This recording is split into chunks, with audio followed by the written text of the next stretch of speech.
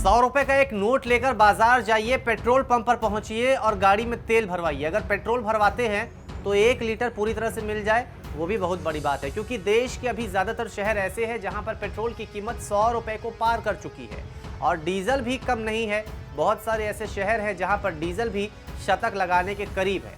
अब इन सब से परेशानी सिर्फ और सिर्फ जनता को हो रही है। जनता बीच बीच में मांग भी करती रहती है, सोशल मीडिया के सहारे भी अपनी आवाज उठाती रहती है कि सरकार कुछ तो करिए, सुन लीजिए, कृपया करके पेट्रोल डीजल की जो कीमतें हैं उस पर लगाम लगाइए।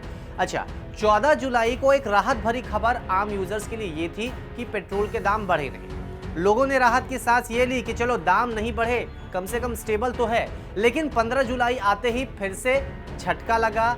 जो पेट्रोल डीजल के उपभोक्ता हैं उन्हें फिर से एक झटका ऐसे लगा कि जो दाम है वो फिर से बढ़ गए। उम्मीद नहीं थी, उम्मीद ये की जा रही थी कि 1-2 दिन अभी दाम स्टेबल रहेंगे, लेकिन फिर हो गया। खैर, मांगों के बीच एक सवाल यह भी कि आखिर दाम कंट्रोल में क्यों नहीं आए।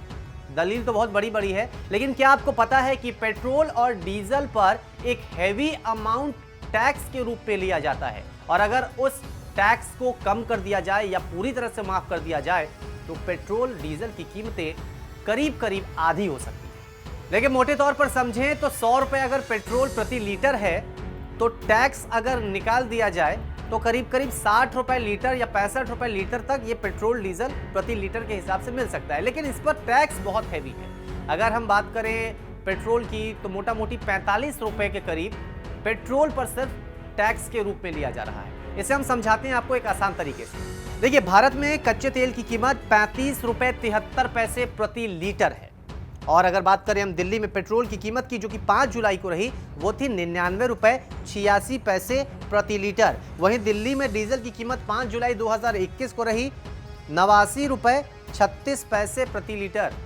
तो 35 रुपए से लेकर जो 99-100 के बीच का गैप है, आखिर ये गैप किस चीज का है?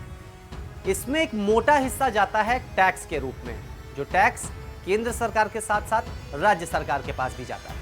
कच्चे तेल की कीमत हमने आपको बताई, जैसे 35 रुपए 73 पैसे है पेट्रोल पर, तो 35 रुपए 73 पैसे ही डीजल के लिए भी है।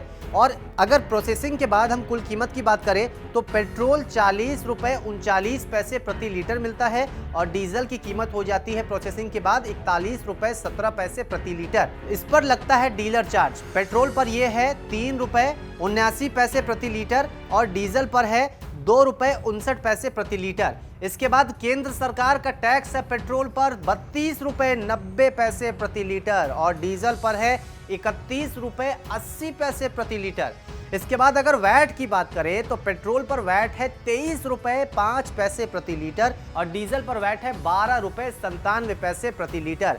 यानी कि फाइनल रेट 5 जुलाई 2021 को जो दिल्ली में आया वो आया 99 रुपए 86 पैसे प्रति लीटर पेट्रोल और 89 रुपए 36 पैसे प्रति लीटर डीजल।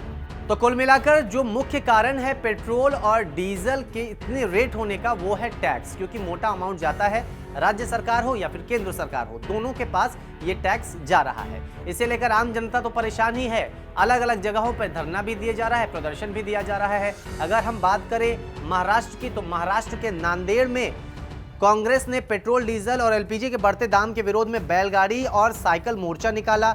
इस दौरान महाराष्ट्र कैबिनेट के मंत्री अशोक चौहान भी वहां पर मौजूद रहे, उन्हीं के नेतृत्व में यह मोर्चा भी निकाला गया।